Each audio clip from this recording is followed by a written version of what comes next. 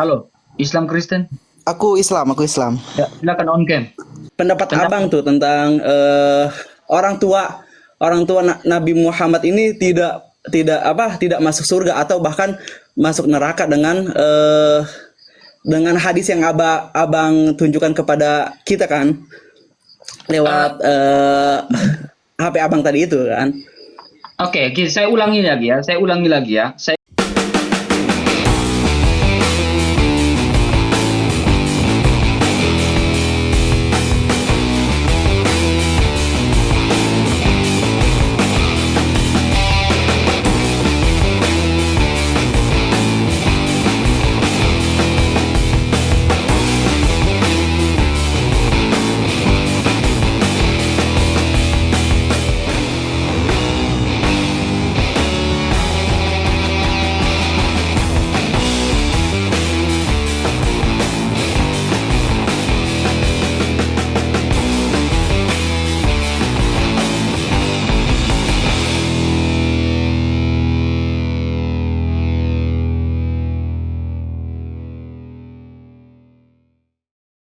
Shalom. Dalam kesempatan ini kita akan menyaksikan dialog dari dua mantan ustadz hebat. Mereka adalah orang-orang yang mengerti bahasa Arab, mengerti Al-Quran dan mengerti juga kitab suci Alkitab ya. Dan sekarang mereka sudah menjadi seorang murtadin melalui dialog mereka. Kita akan belajar dan mengetahui tentang perbandingan bagaimana isi daripada Al-Quran maupun Alkitab.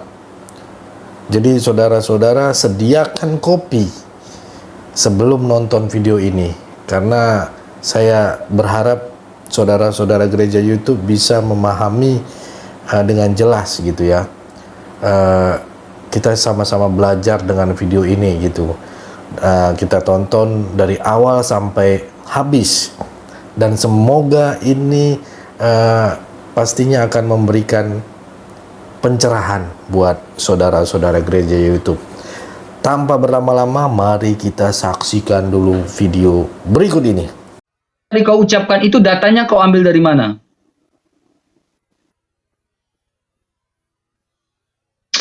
Malah dia nge-lag pula teman-teman. Jangan kau ceramah-ceramah di sini tanpa datanya. Ya. Asal bunyi dia teman-teman guys. Asal bunyi dia. Anjir kau RK. Ya terserah saya. Kalau kau mau bilang anjir ya terserah kau. Silakan kau naik kau Yanto. Kalau kau bilang saya anjir naik kau. 496 orang teman-teman bisa nih. Oh 500 guys. Tembuskan lagi teman-teman sampai 1K malam ini teman-teman ya. Tembuskan sampai 1K malam ini teman-teman. Tembuskan sampai 1K. Kita pancing mereka dengan tap-tap layarnya teman-teman. Dengan tap-tap layarnya, dengan share-share-nya teman-teman ya. Kita tembuskan ke 100K tap-tap teman-teman ya. 100K tap-tap dengan tap-tap ya. Bantu teman-teman ya. Tuhan Yesus memberkati ya. Bantu Bang RK teman-teman ya. Bang RK di atas teriak-teriak teman-teman. Jarinya bermain terus ya teman-teman ya. Shalom semua. Thank you ya yang udah share-share. Tuhan Yesus memberkati. Tuhan Yesus membalas. Halo, tuaku. Halo, iya, halo. Ya, Islam Kristen. Islam. Ya, silakan on cam. Aduh, nggak bisa on cam pula. Nggak ada pilihannya. Ya, silakan. Apa yang mau ditanyakan? Tujuan kau ke atas. Karena kau tidak on cam, berarti kau ada batasan. Silakan. Oke. Enggak, ya tadi masalah orang tua Nabi itu kan menurut. Ya. Saya ulangi lah, Bang ya. Baru Abang menjelaskan ya. Ya. Oke. Di dalam surah Az-Zumar ayat yang ke-19 mengatakan, maka apakah engkau Nabi Muhammad hendak mengubah nasib orang-orang yang telah dipastikan mendapatkan azab? Apakah engkau akan menyelamatkan orang yang berada dalam neraka? Nah, ini sebuah pertanyaan dalam surah Az-Zumar. Tanda tanya kan? Ya. Nah, di dalam hadis Muslim mengatakan ayah dan ibunya tidak bisa dia selamatkan. Bahkan ayahnya dalam neraka. Ibunya pun dia tidak bisa selamatkan.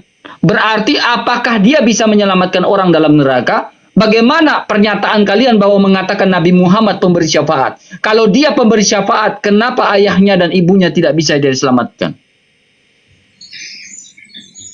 Ya. Ya, menurut pandangan ulama kami kan bahwa orang tua Nabi itu setelah meninggal itu dihidupkan kembali Data oleh dari mana Allah. orang tua Nabi dihidupkan kembali? Itu ada pendapat ulama sufi yang Iya, ngomong gitu. datanya yang kau bawakan dari mana? Hadis kah? Atau apakah? Kok Itu orang yang pendapat mati dihidupkan kembali? Bang, hanya satu orang manusia yang mati lalu bangkit kembali. Dialah Yesus Kristus. Kalau kau mengatakan bahwa orang itu mati lalu dihidupkan kembali, saya tidak tahu lagi. Data dari mana yang kau katakan bahwa orang tuanya dihidupkan kembali? Iya, itu kan yang tadi masalah Yesus itu kan versi abang di kitab abang. Enggak, Kalau data dari versi mana kau kami, bilang orang tuanya Nabi itu dihidupkan kembali? ya itu pendapat ulama. Ada setelah itu bersahadat atau mengucap 2 kalimat syahadat lalu meninggal kembali. Itu yang pertama. Yang kedua, sebentar ya bang ya. Silakan. Kencangkan tetapnya teman-teman ya. Yang kedua, Nabi, orang tua Nabi itu kan hidupnya waktu Fatratul Nubuwah. Nah, tidak ada Nabi waktu itu. Nah, jadi kan dalam Al-Quran itu ketika manusia hidup tanpa ada seorang Nabi dan Rasul itu tidak tersentuh masalah syariat hukum. Artinya apa? Mereka tidak dibebankan kewajiban gitu. Nah, ada beban kewajiban agama itu setelah datangnya para nabi begitu. Yang saya Sedangkan tanyakan, kalau Nabi itu pemberi syafaat, kenapa dia tidak bisa menyelamatkan kedua orang tuanya? Jangan kemana-mana. orang tua Ayo Nabi dong. selamat, orang tua Nabi selamat. Alasannya apa? Dari mana kau mengatakan orang tua Nabi selamat, sementara dalam hadis mengatakan orang tuanya tidak selamat. Bahkan Muhammad sendiri mengatakan orang tuanya di neraka. Nih, Iya, yang dimaksud orang tua di bagaimana situ, Bang, mungkin? bukan orang tua Kemudian kau kandung. lihat lagi, dia bilang bahkan dia mengunjungi Nabi menziarahi makam ibunya. Di sana beliau SAW ya menangisi sehingga para sahabat sekitarnya turut menangis. Rasulullah SAW mengatakan kepadanya, aku sudah mengizinkan. Aku sudah mengizinkan meminta izin untuk meminta ampun bagi ibuku. Tetapi Allah tidak mengizinkan. Nah, apakah berhubungan dengan di sini? Apakah engkau akan menyelamatkan orang yang berada dalam neraka? Ayahnya saja dia tidak bisa selamatkan. Bagaimana mungkin kau mengatakan dia memberikan syafaat? Iya, Itu benar. pertanyaanku. Enggak, masalahnya begini, orang tua Nabi pasti selamat karena Nah, kau data dari mana orang tua Nabi selamat? Sementara hadis, apakah ada hadis yang melebihi ini mengatakan orang tua Nabi selamat? enggak kan zaman Quran itu ketika ada Fatratul Nubuwah, masa ketenggangan, tidak ada nabi, tidak ada rasul di sana, Mana maka datanya?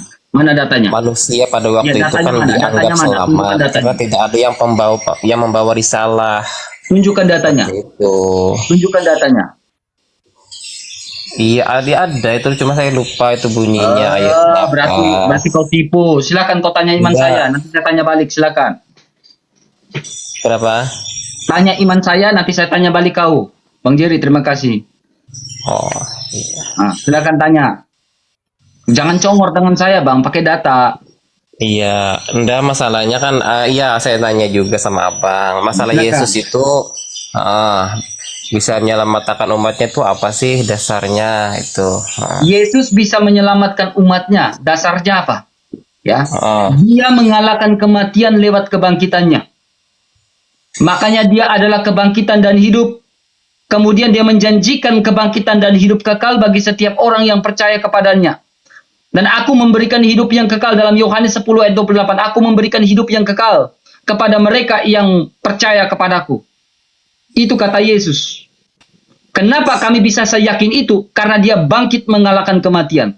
Kami meyakini dia bisa membangkitkan kami juga yang mengalami kematian karena dosa. oh gitu ya. Yes. Terus Itu dasarnya. kenapa Yesus itu istilahnya ibaratnya berani menebus dosa? Nah artinya kan Sedangkan dia tadi kan katanya Tuhan. Kalau Tuhan itu kan gak perlu lagi menebus, tinggal diampuni aja umatnya selesai urusan. Kalau memang dia Tuhan kan punya kewenangan yang penuh gitu. Jadi seperti apa? Apanya? Anda kan tadi Yesus katanya menebus dosa umatnya, kan seperti Iya, itu. Yesus menebus Kenapa? dosa umatnya, betul. Nah, terus kenapa kalau status dia kan tadi Tuhan, ya? Ya dia Tuhan.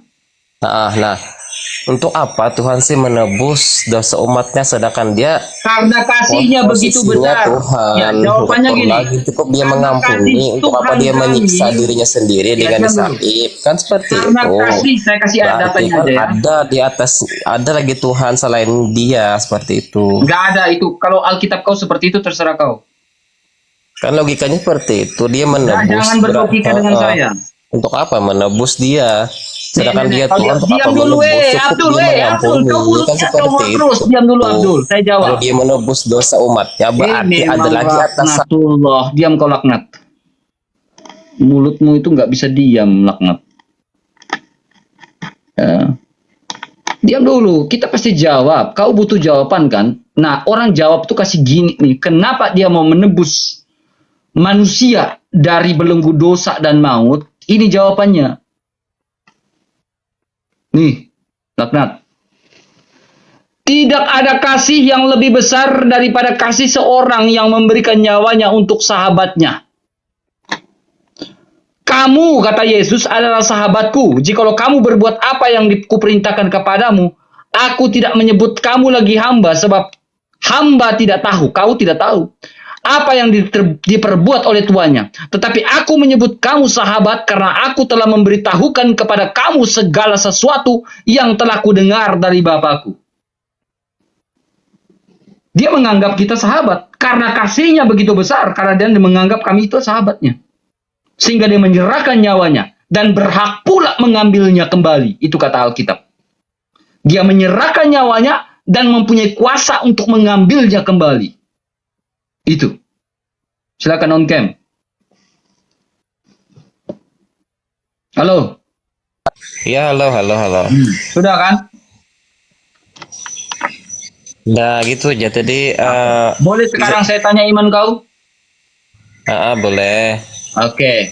Menurut kau, Al-Quran itu berkuasa enggak? Al-Quran itu sebenarnya bukan berkuasa, itu kalam daripada Tuhan. Iya, saya Seperti itu. tanya. Berarti kalamnya Tuhan berkuasa enggak? Kalau kalamnya yang berkuasa itu Tuhannya, bukan kalamnya. Iya. Kalau Tuhan itu berkuasa, firman-Nya berkuasa enggak? Ya dan amin enggak? Kenapa? Firman-Nya itu bisa dipegang enggak? Bisa dipercaya enggak? Pasti bisa dipercaya karena kalam itu Oke, kan berasal bahasanya dari gitu ya. Tuhan. Firman Allah itu bisa dipercayai. Nah, Iya. kita baca nih ayat nih. Di dalam An-Nisa 47.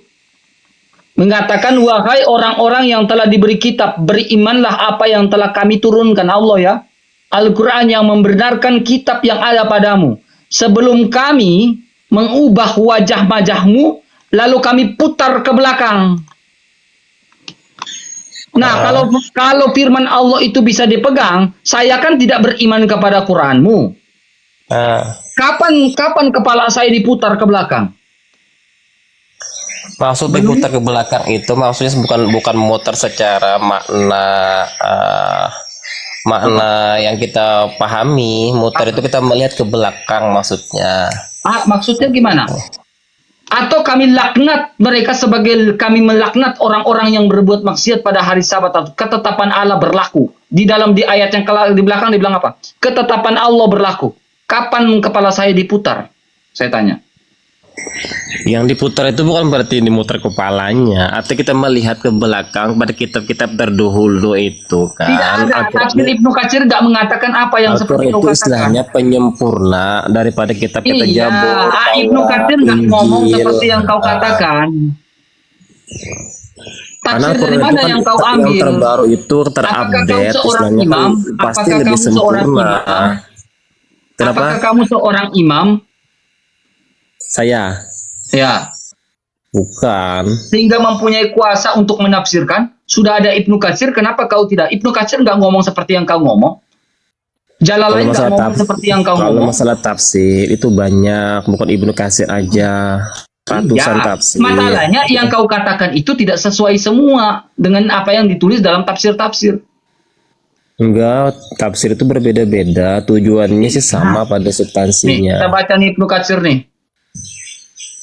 Wahai orang-orang yang diberikan Alkitab, berimanlah kepada apa yang telah kami turunkan, Al-Quran, yang membenarkan kitab yang ada pada kalian sebelum kami mengubah muka kalian. Sebelum kami mengubah muka kalian, kapan muka saya diubah? Kalau saya tidak beriman kepada Al-Quran, kapan saya diubah mukanya?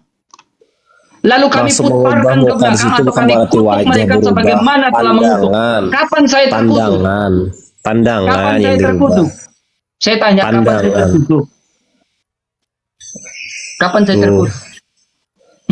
Masa terkutuk itu kita tidak tahu, itu nanti di akhirat. Udahlah bro, kau takiyah bro, maaf.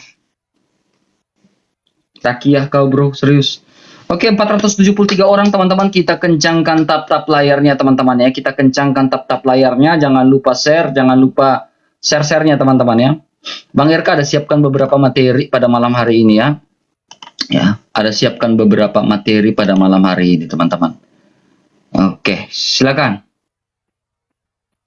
Gak ada yang mau on cam ya. Halo. Thank you ya yang sudah tetap ya.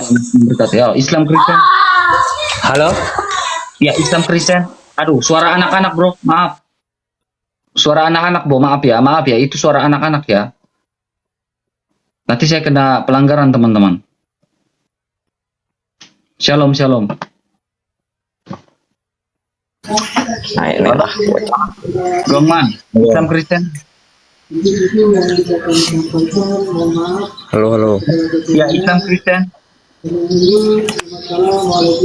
Halo. Iya, halo Islam Kristen. Kenapa masuk Kristen, Bang? Karena Kristen adalah kebenaran. Dan Yesus Kristus adalah kebenaran. Kebenarannya dari mana? Kebenarannya di dalam Yesus Kristus. Saya tidak pernah mau mengikuti orang-orang gila. Saya mau mengikuti orang yang benar. Oh, oke. Nangkap. Saya akan lebih mau mengikuti orang yang benar, yang bisa membawa dan memberikan saya jaminan hidup kekal daripada saya mengikuti orang yang tidak waras. Kalau saya mengikuti orang yang tidak waras, saya tambah menjadi nggak waras. Nangkap maksud saya? Oh, iya. Terus, Ya. Terus apa? Apa? Apalagi yang aku mau tanya? mau nanya kenapa Yesus mau mati? Karena dia mengasihi kau, mengasihi kita semua. Sebenarnya kita yang berisik sekali. Sebenarnya kita yang dihukum karena pelanggaran kita. Dosa adalah pelanggaran hukum Allah. Dan manusia harus dihukum karena upah dari dosa adalah maut. Roma pasal 6 ayat 23. Dan karena Yesus Kristus, dia tidak menginginkan, tidak mengkehendaki kita dihukum dan dibinasa. Dia mengasihi kita. Firman-Nya menjadi manusia. Karena kasihnya begitu besar. Makanya dia disebut sebagai putra Allah yang hidup. Karena cintanya begitu besar. Rahmatnya begitu besar kepada umat manusia.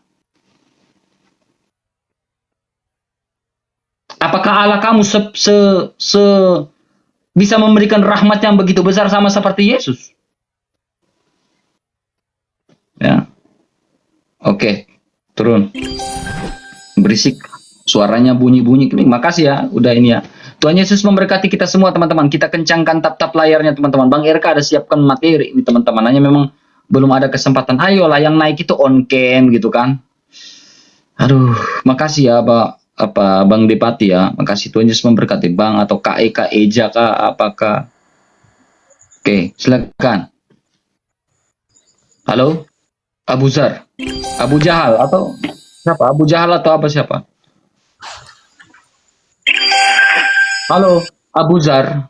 Bebas Ya, Islam Kristen. Islam lah. Ya, silakan. Berani bertanya, berani ditanya. Silakan. Apa yang mau kau tanyakan di dalam kekristenan? Silakan. Gak bisa ongkem dia nih. Yesus itu juru selamat untuk siapa? Yesus juru selamat untuk kita semua. 1 Yohanes 2 ayat 2. Berarti aman dong Islam.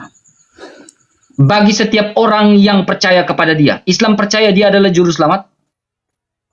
Lah katanya tadi untuk setiap orang. Yes, baca ayat selanjutnya. Barang siapa yang percaya dia hidup, tetapi barang siapa yang tidak percaya dia binasa. Apakah nabi-nabi terdahulu percaya bahwa Yesus itu Tuhan? Yes, mereka mempercayai Yesus Kristus adalah juru selamat yang hidup. Mana datanya?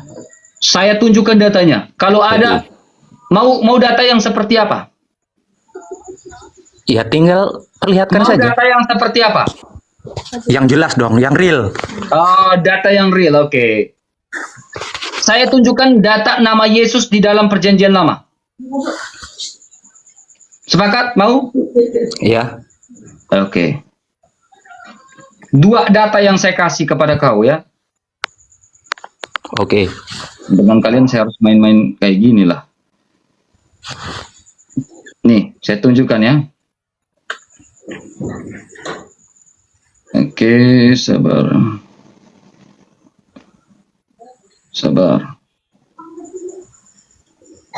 Oke. Nih. Di sini dia berkata apa? Li Yeswah, Yeswah, Yot ini. Yeswah. Kemudian data kedua. Itu nama Yesus ya. Musa beriman kepada Yesus. Di mana datanya? Ini sebenarnya ulang-ulang saya udah baca, tapi memang dari 1400 tahun yang lalu kalian akan bertanya tentang ini aja. Nih. Ini dalam Taurat Musa. Taurat Musa mempercayai tentang roti dan anggur. Dan Yesus Kristus mengatakan dia adalah roti kehidupan. Anggur ini, cawan ini adalah darahku, darah perjanjian baru yang kekal yang ditumpahkan bagimu dan bagi semua orang demi pengampunan dosa. Roti ini melambangkan tubuh dan sengsara Yesus Kristus. Ini dalam Taurat Musa. Jadi Musa beriman kepada siapa? Yesus Kristus. Percayakah kepada perjanjian lama? Saya percaya kepada perjanjian lama. Apa saja yang dilakukan olehmu di dalam perjanjian lama? Siapa yang lakukan? Hukum dalam perjanjian lama itu apakah dilakukan oleh Kristen? Oke, saya tunjukkan datanya. Nih, gini ya, cara berdebat dan cara menjelaskan itu, tunjukkan data itu langsung buka. Gak asal cuap-cuap. Pertanyaanmu ada jawabannya. Ya, ini jawabannya. Ya. Jawaban yang sulit. Diam. Ini. Nih. Saya tunjukkan. Karena itu, lihat ini, dari sini. Ia telah melucuti pemerintah-pemerintah dan penguasa-penguasa menjadikan mereka tontonan umum dalam kemenangannya atas mereka. Karena itu janganlah kamu biarkan orang-orang menghukum kamu mengenai makanan dan minuman atau mengenai hari raya, bulan raya, atau hari sabat. Semua itu hanyalah bayangan. Perjanjian lama, Taurat adalah bayangan dari apa yang harus datang. Sedangkan wujud dari segala sesuatu dalam perjanjian lama adalah Kristus Yesus. Jadi ketika kami mempercayai Yesus Kristus, kami sudah melakukan segala penggenapan dalam perjanjian lama. Yaitu kasihilah Tuhan Allahmu dan juga kasihilah sesamamu. Bahkan kami 1 tingkat lebih tinggi daripada kalian. Yaitu kasihilah musuh. Apalagi yang kurang? Karena wujud tertinggi adalah mengenal Kristus dan mengasihi musuh. Apakah kalian mengasihi musuh? Pertanyaan saya Abu Zahal. Kenapa turun? Kenapa turun? Takut kan? Karena wujud tertinggi dari semua peraturan-peraturan dalam perjanjian lama adalah mengenal siapa Kristus itu. Dan mengasihi dia, mengasihi Kristus adalah poin pertama. Kami 1 tingkat lebih tinggi daripada kalian. Kami bisa mengasihi musuh, bukan memenggal kepala musuh. Makasih banyak ya, Tuhan Yesus memberkati. Oke. Lagi. Makasih ya udah penuhin WL. Silakan. Siapa yang penuhin WL saya ini? Terima kasih banyak ya teman-teman ya. Udah penuhin WL Bang Irka loh. Baik kali. Halo, silakan. Halo. Shalom Pak. Shalom Bang Hendra, Islam Kristen? Kristen. Oh, apa yang bisa saya bantu? Bang Hendra, silakan.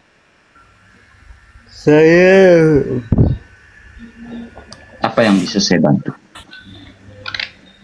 Saya itu bangga jadi anak Tuhan Yesus. Amin, amin. Kita semua bangga jadi anak Tuhan Yesus. Saya itu dari kecil Bang, udah Ya. kenal Tuhan Yesus. Amin, amin, amin. Amin. Saya pun bangga. Kita semua bangga memiliki Yesus. Betul Bang. Ya. Ya, Terima kasih.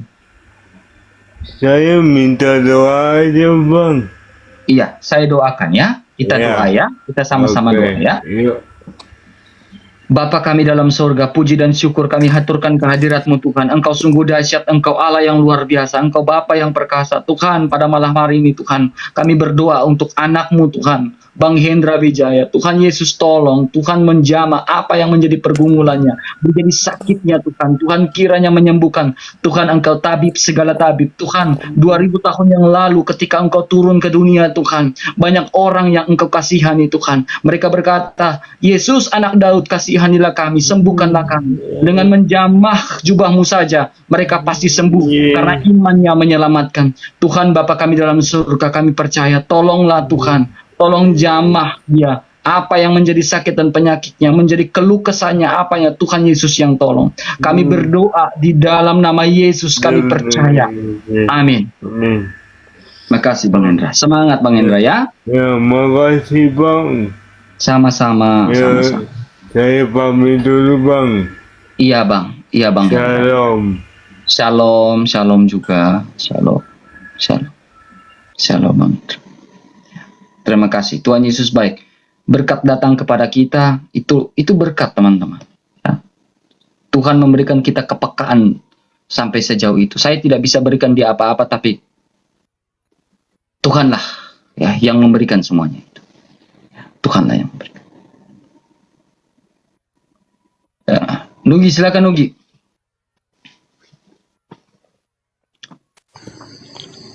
Halo, halo Bang. Halo, Islam Kristen? Aku Islam. Ya, silakan on cam. Waduh, kebetulan aku nggak bisa on cam nih Bang. Kenapa Sinyalku tidak on agak cam? berantakan. Ya, silakan. Apa yang mau kau tanyakan kepada dalam iman Kristen? Silakan. Ya, aku pengen mengomentari sedikit tentang hal yang tadi ya, tentang pendapat Abang perihal. Nggak usah mengkomentari yang mana. Jangan kau komentari Alkitab saya, karena kau tidak Enggak, layak aku- mengkomentari kitab saya. Betul. Aku Iya. nggak bakal mengomentari Alkitab Anda Jangan gitu kau karena mengomentari kitab saya. menurutku Kau jangan komentari di saja dalam- imanmu, jangan komentari iman saya. Iya jelas. Nah, silakan. Karena kalau sebenarnya aku mengomentari kitab Anda, aku termasuk orang yang binary fallacy. Ya, silakan. Apa yang mau Iya, kau yang tadi komentari? itu tuh tentang pendapat Abang tuh tentang orang tua Nabi Muhammad ini tidak masuk surga atau bahkan masuk neraka dengan hadis yang Abang tunjukkan kepada kita kan lewat HP Abang tadi itu kan. Oke, saya ulangi lagi ya. Iya, Nugi, iya. Kalau bisa kau on cam Nugi. On cam aja sekarang, nggak apa-apa. On cam aja. Saya nggak. Kalau kamu sopan, saya respect dengan kamu. On cam aja nggak apa-apa. Oke. Sinyalku kurang bagus, Bang. Nggak ada pengaruhnya sinyal dengan buka kameramu. Ayolah laki-laki, kita sama-sama laki-laki kok. Oke. Oke, sama-sama laki-laki, kecuali kau perempuan. Akan buka, kau bukan perempuan kan, suaranya aja laki-laki kan. Nah, ya, silakan. Boleh. Nah, santai aja.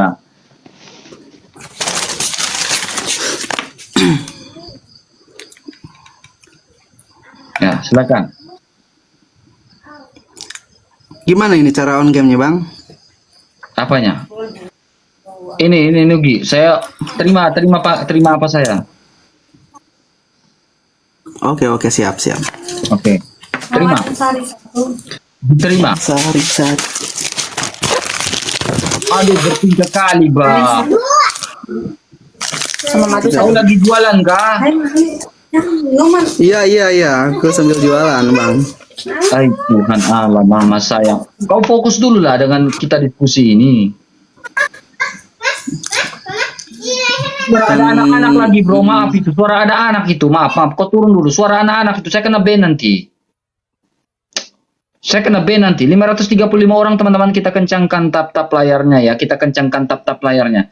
Pertanyaan saya gini. Kau menjauh dari anak-anak. Saya bermula dari pertanyaan saya di dalam surah Az-Zumar. Di dalam surah Az-Zumar ayat yang ke-19 mengatakan apa? Maka engkau Nabi Muhammad hendak mengubah nasib orang-orang ya yang telah dipastikan mendapatkan azab. Apakah engkau akan menyelamatkan orang yang berada dalam neraka? Apakah engkau akan menyelamatkan orang yang berada dalam neraka? Ini pertanyaan saya. Jikalau Nabi Muhammad bisa menyelamatkan orang dalam neraka atau bisa memberikan syafaat, ya, kenapa ayahnya ada di dalam neraka? Sesuai hadis Muslim. Itu aja.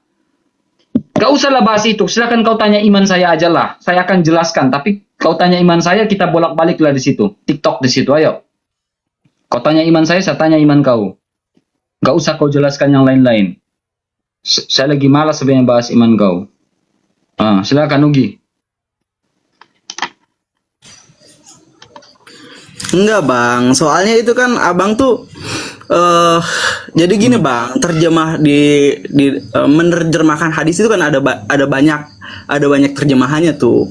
Bahkan ada al-mana'u bil lughah, ada al-mana'u bisyarah, ada al-mana'u bil hakikah. Oke, mukanya ditunjukkan, mukamu ditunjukkan. Oke, siap. Jangan rokok juga, astagfirullahaladzim. Tuhan Allah, kau ini buat rusak punya live kah? Matikan dulu rokoknya, Iya, sudah. Silakan, lanjut.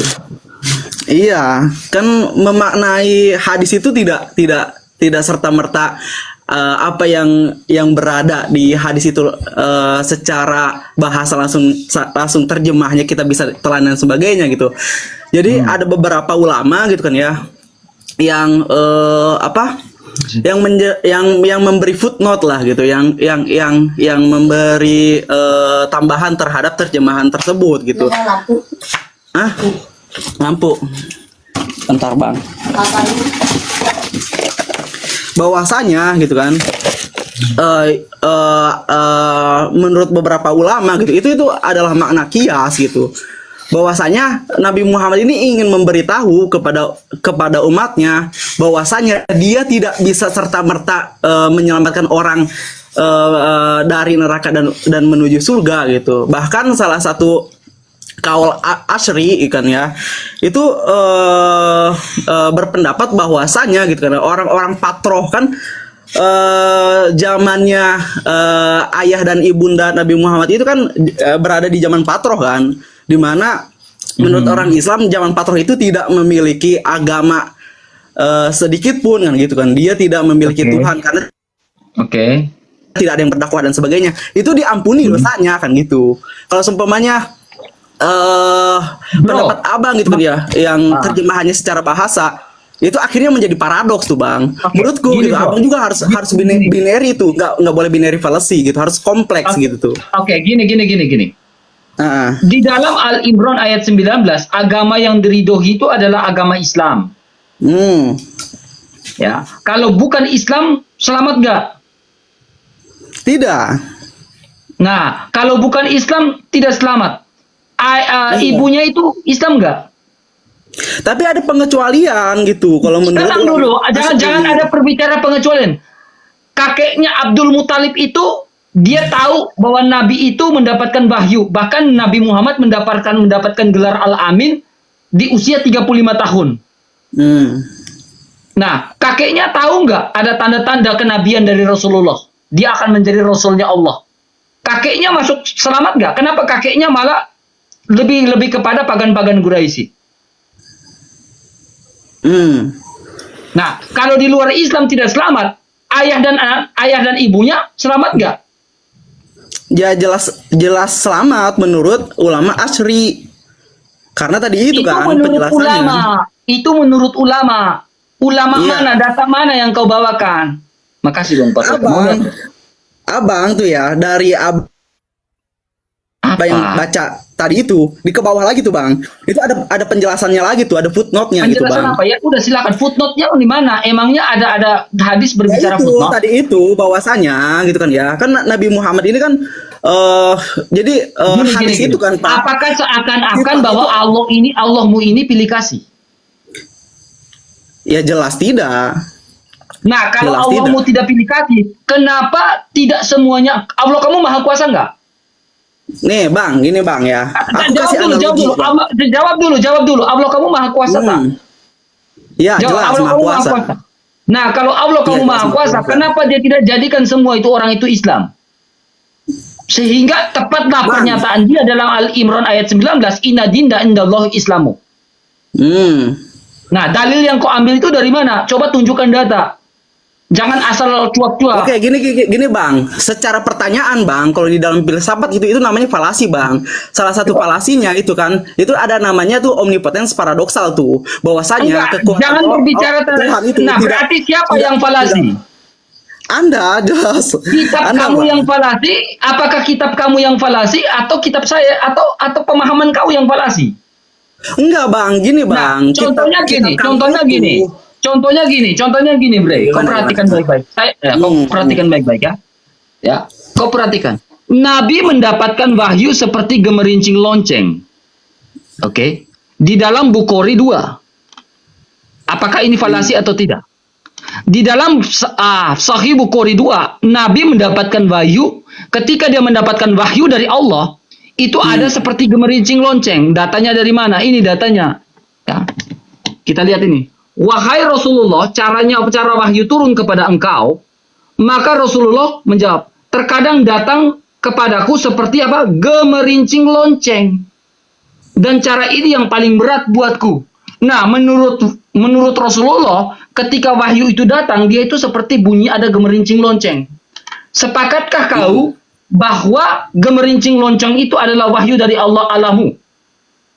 Enggak, gini Bang, itu kan pengkiasan itu tuh. Jawab dulu pertanyaan saya. Itu. Supaya kita melihat ini falasi atau tidak. Saya mau lihat falasi berdasarkan ketakwaan kamu kepada Al-Qur'an dan juga hadis. Iya. Itu pengkiasan tuh Bang. Saking Saya nggak bicara jangan bicara kiasan dengan saya. Nah, kamu jawab pertanyaan saya. Gitu tuh. Kamu jawab pertanyaan saya. Kamu jawab pertanyaan saya. Ketika wahyu turun seperti gemerincing lonceng, itu wahyu dari Allah atau bukan? Menurut hadis itu. Ya wahyu dari Allah. Nah, tanda-tandanya adalah gemerincing. Bukan gitu. Kau jawab dulu pertanyaan saya. Jawab dulu. Kau jawab dulu. Supaya kita lihat falasinya di mana. Seperti gemerincing lonceng. Betul, sepakat? Sepakat nggak? Iya. Nah, jadi kalau wahyu turun seperti gemerincing lonceng, sepakat? Itu dari Allah. Itu dari Allah. Saya tidak. Jangan putar-putar. Itu dari Allah atau bukan? Jangan kemana-mana. Jangan bicara secara. Bro, saya kalau kau mau main filsafat dengan saya, buku-buku filsafat saya terlalu banyak di sini, bro. Serius. Buku-buku filsafat saya terlalu banyak. Jangan main filsafat dengan saya, karena saya tidak mau main filsafat. Karena saya main filsafat, nanti kau rusak nanti. Saya sekolah filsafat.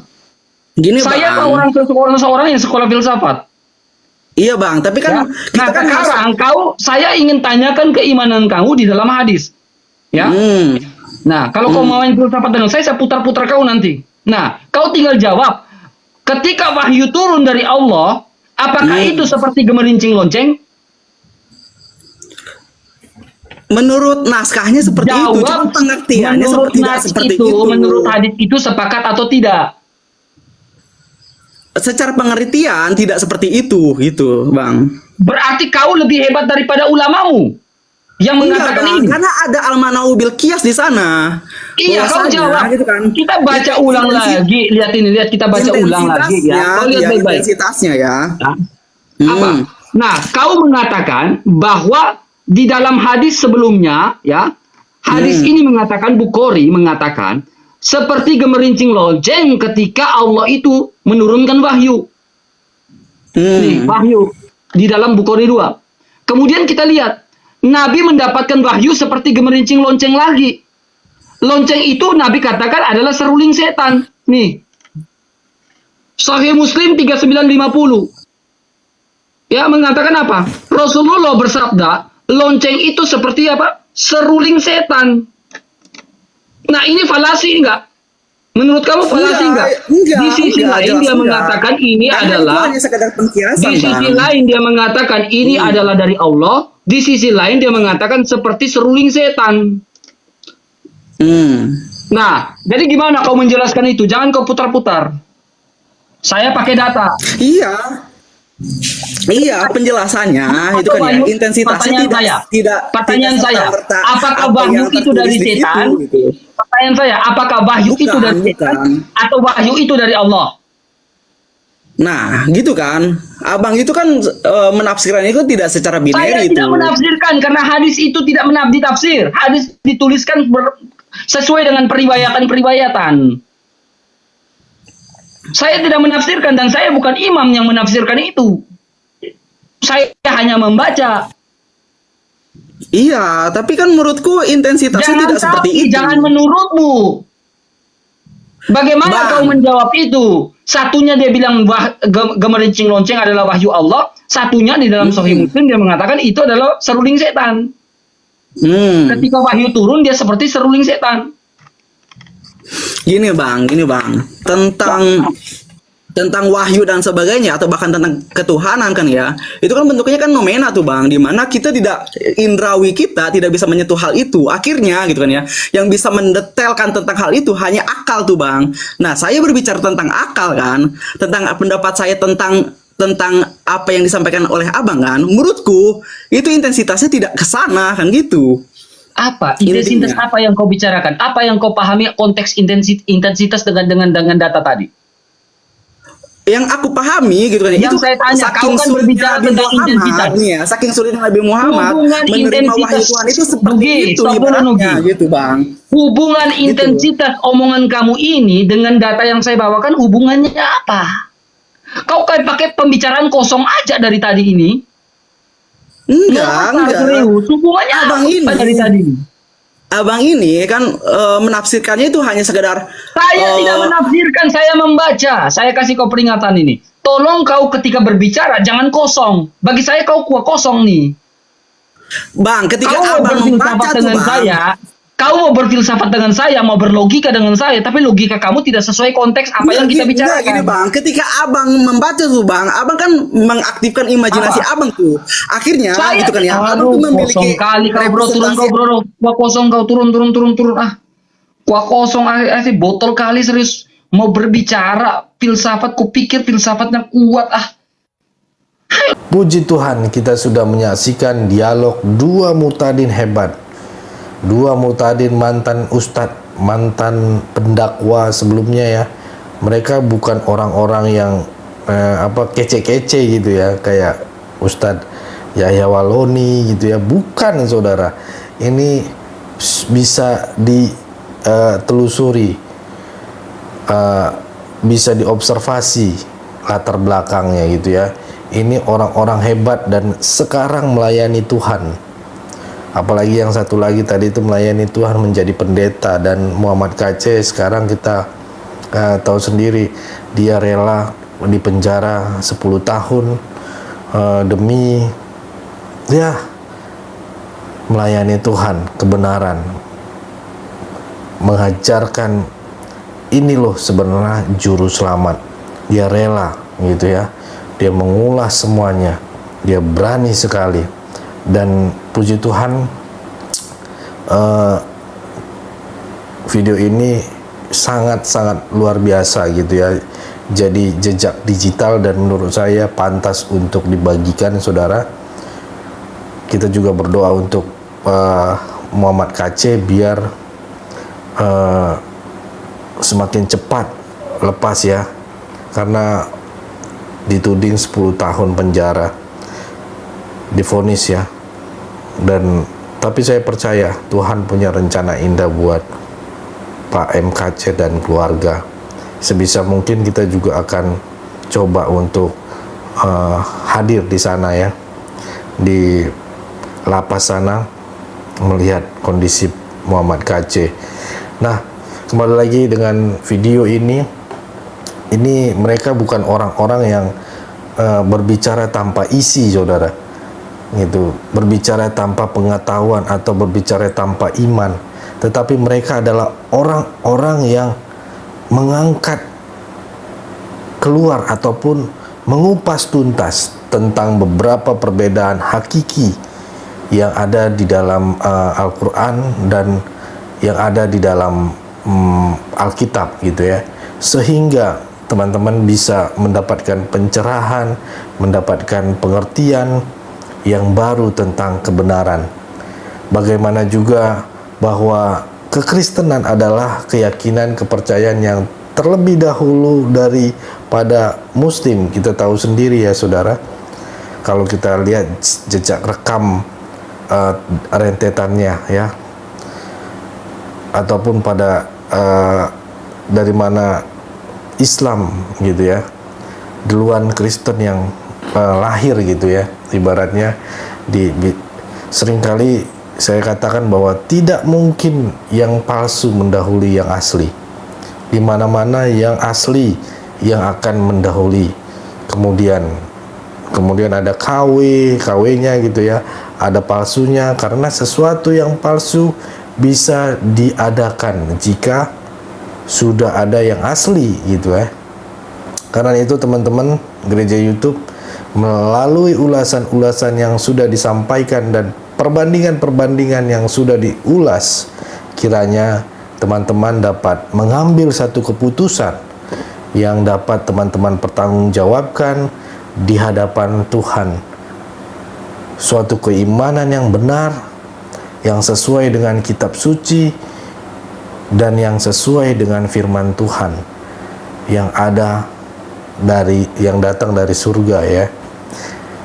Alkitab salah satunya, sehingga teman-teman di dalam beriman tidak hanya sekedar yang penting beriman gitu, yang penting beragama, tidak, no gitu ya, tetapi teman-teman mengerti siapa yang teman-teman Gereja YouTube imani dan mengapa teman-teman mengimani, dan apa yang akan saudara-saudara teman-teman alami di kemudian hari ketika teman-teman bisa mengimani gitu ya. Satu hal, jika teman-teman mengimani Tuhan Yesus, maka engkau tidak akan pernah menyesal, karena Tuhan Yesus menganugerahkan hidup yang kekal kepada setiap orang yang percaya ataupun yang mengimani Dia. Nah, itu saudaraku, kalau saudara nonton video ini dari awal, saya minta nggak usah ribet-ribet, cukup katakan di kolom komentar, tuliskan Tuhan Yesus baik atau Yesus maha besar, Yesusku sangat dahsyat. Hanya dengan menuliskan itu kolom komentar, saudara sudah ambil bagian dan saudara sudah menikmati isi dari konten ini, dan ini sangat memberikan apresiasi buat kami sebagai konten kreator atau Kristuber di Gereja YouTube ini. Mungkin itu, jangan lupa tuliskan di kolom komentar dengan katakan Tuhan Yesus baik atau Tuhan Yesus maha besar. Terima kasih, itu saja dari saya. Tuhan Yesus memberkati kita semua. God bless you all. Halo Bapak Ibu yang kami sangat hormati dan kasihi, dalam nama Tuhan Yesus Kristus, beberapa waktu lalu kami telah menyelesaikan pelayanan kami di pedesaan.